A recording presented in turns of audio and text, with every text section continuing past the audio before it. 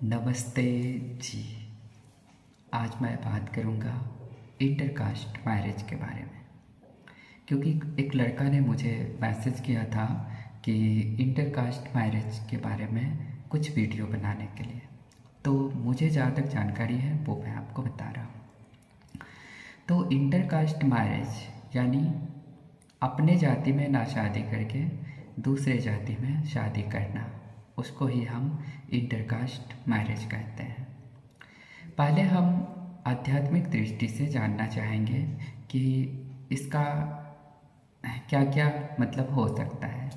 जैसे कि अगर आप इंटरकास्ट मैरिज शादी करते हैं तो उसमें क्या होता है, पहला तो आप दूसरे जाति में जा रहे हैं तो धार्मिक दृष्टि से ये शादी नहीं करना चाहिए, क्योंकि ये जो शादी होता है, शादी के बाद जो बच्चे पैदा होते हैं वो वर्ण संकर कहलाते हैं, यानी कुल यानी वंश को घात पहुंचाने वाला, ये शास्त्रों के हिसाब से होता है।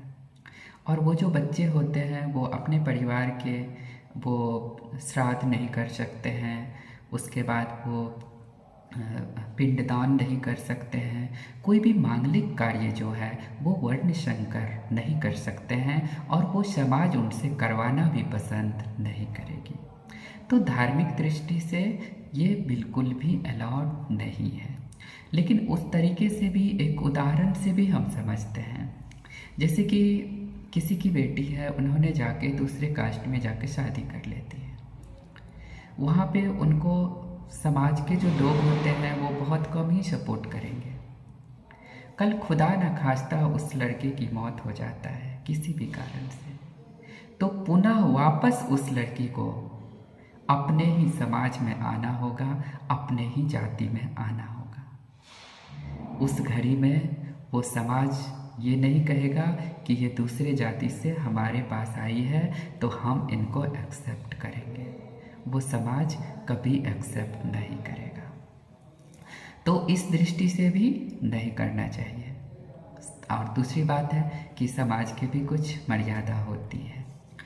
और अब सरकार के दृष्टि से हम चलते हैं, तो सरकार का जो दृष्टि है वो एक कानून बना दी है कि अगर आप इंटरकास्ट मैरिज करते हैं तो 2.5 लाख रुपया सरकार देती है। अगर राजपूत हैं, आप नीचे वाले कास्ट से शादी करते हैं, या आप ब्राह्मण हैं नीचे कास्ट में शादी करते हैं, या आप एक यादव हैं और अपने से नीचे वालों से करते हैं, यानी आप मुसहर से कर लेते हैं, तो आपको सरकार 2.5 लाख रुपया देगी। और सरकार ने आज आपने देखा होगा कि समाज में बहुत तरह की बातें होती हैं, बहुत सारे लड़कों की मौत हो रही है, बहुत सारी लड़कियां भी गलत काम करती है, और फिर भी ये बढ़ते ही जा रहा है। इसका मेन कारण है अभी के समय में जो है एक नया कानून बना है जिसके बारे में लोगों को नहीं पता है, क्योंकि समाज के लोग जो है वो परंपरा को ढो रहे हैं। लेकिन सरकार ने एक कानून बना दिया है, लिव इन रिलेशनशिप। इसका मतलब होता है अगर आपकी बेटी 18 साल का है और वो लड़का 21 साल का है, तो वो बिना शादी किए हुए वो उसके साथ रह सकता है, बिना शादी किए भी आप उसको नहीं रोक सकते हैं। और इसी का खामियाजा आज आप लोग समाज में देख रहे हैं, लिव इन रिलेशनशिप के कारण होता है।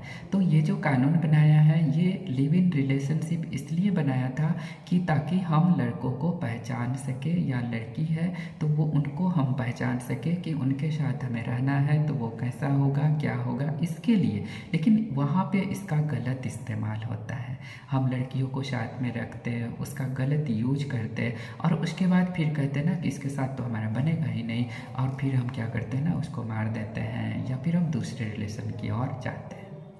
तो ये होता है इंटरकास्ट मैरिज। तो इंटरकास्ट मैरिज अगर आप करते हैं तो सबसे पहले अपने माँ पिता को मनाएं, उसके बाद समाज को मनाएं, उसके बाद कोर्ट की जो प्रक्रियाएं हैं उसको भी फॉलो करें, और उसके बाद इस लाइन में आप जाएं, क्योंकि परेशानी आपको झेलना पड़ेगा, उस घड़ी में कोई झेलने नहीं जाएंगे।